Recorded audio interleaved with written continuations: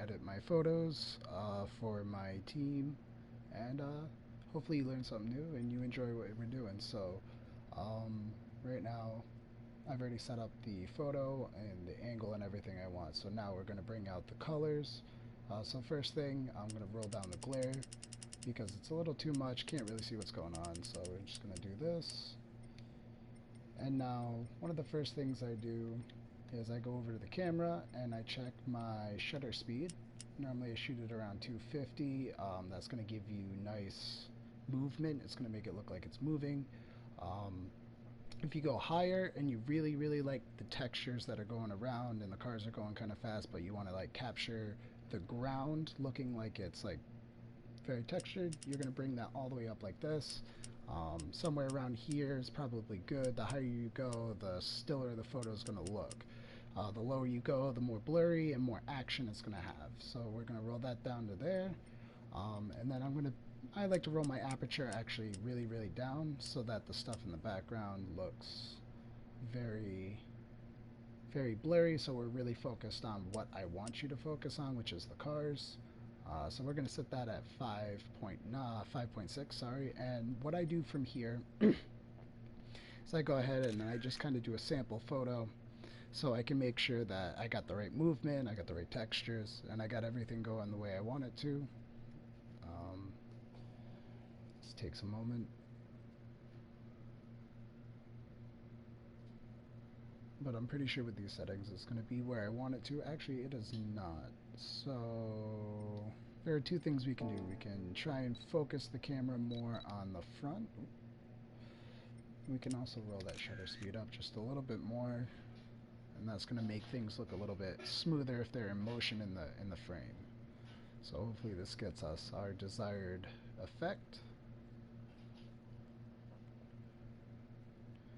And here we go. Alright, so I mean, because I got more than one car in the photo, it's hard for me to kind of make it look like it's moving fast, plus they're moving slow. So this is actually where I want it. It's looking pretty good. So now it's time for what you really want to see. No, I'm not going to save that. We're going to go over to the effects. First thing I do is I start messing with the temperature a little bit to set the overall tone. When you roll it this way, it's going to introduce more reds and make it more red. And this is going to be cooler. If you press circle, whatever it was on before rolls back to its original settings. So if you're messing with something and you want to see what it looks like and you're like, oh, that's just terrible, let me just press circle, you're good to go. Alright, so I'm actually going to make it just a tiny bit more green. I don't really mess with this anymore. Sometimes I do like to throw a little bit of film grain just so it looks like a real photo, and I always vent. I always use these. I like to normally roll it pretty thick and then just roll that radius out just a little bit. Kind of caps the photo, makes it look nice and presentable like it has a beginning and end. Alright. Color fringing from time to time. So now I'll go to the background. We'll go to a filter. You can pick whatever filter you're kind of feeling. This is going to be like your basic template for how you might want it to look. You can change everything about this in just a second.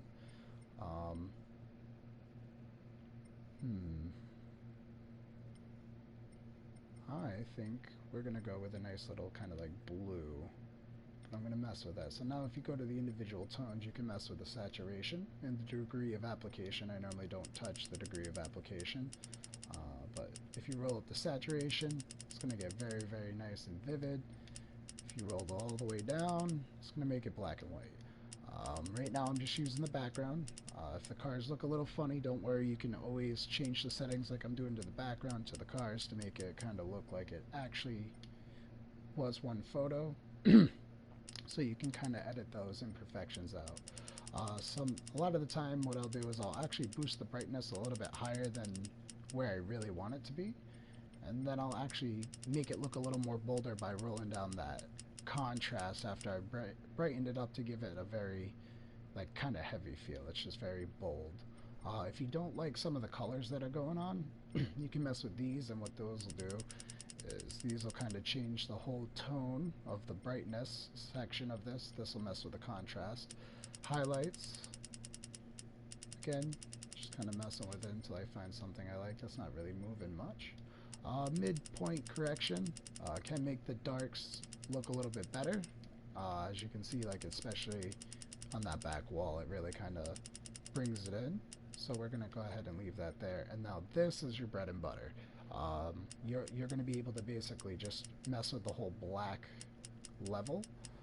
So you can roll it all the way down, roll it all the way up. So if you're not really getting that brightness or darkness you're looking for, the end all be all would be this setting right here. But I like that at 0. If you do have some interesting kind of top background you want to mess with, but not really with the cars or anything, you can go ahead and slap something like a mask like this, and this will kind of help you change up everything. You can also change all the individual settings like I had done with just the straight background, but this allows you to kind of mess with it even further. Actually, I kind of like that. That kind of boosts the shadows in the back and makes them look blue. So again, I'm going to see, I don't like it too saturated. We're going to actually just leave it right there. Again, bumping up the brightness just a little bit so that I can roll down the overall tone with a little bit of contrast. So I actually like the blue, so we're going to see what happens when I kind of boost the blue up.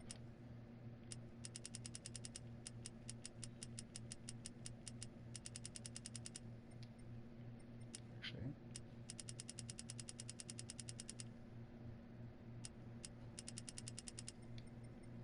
let's see.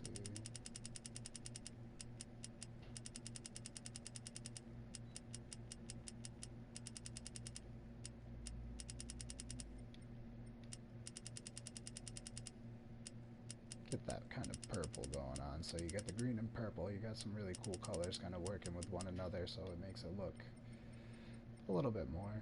And again, remember when I said this is your bread and butter, now I can just roll this down just a tiny bit so that the bottom and top look good.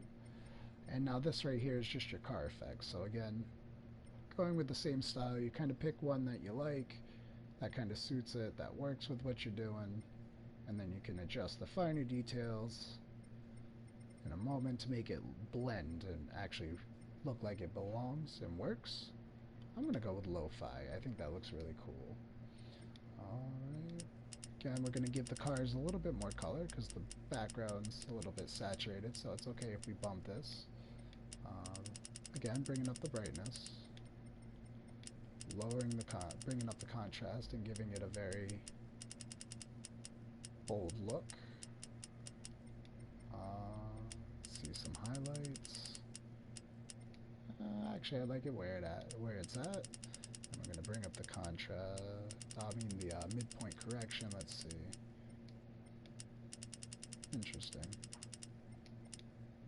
I actually think I want to roll it back a little bit. And then we're going to roll down just a little bit on this black correction to make it blend in. And I think that's our shot. We can, I'm going to go ahead and zoom in a little bit, get a better kind of picture going on. Normally I always shoot in, there we go, 3:2. I just like the way that the camera and the background play with one another in this setting. Hit that good old triangle button, take the picture, make sure it's exactly the way you want it. It should be, since you checked if the action and everything was good before you even started messing with the settings. So more or less, once you've done this, you just look over it real quick, make sure it's what you wanted. That's actually kind of cool. Yeah. Alright, we're going to save that, and yeah, that's kind of how I like to do my photos and mess with them and kind of give them a different kind of look to them. Yeah, thank you for listening, and have a great day.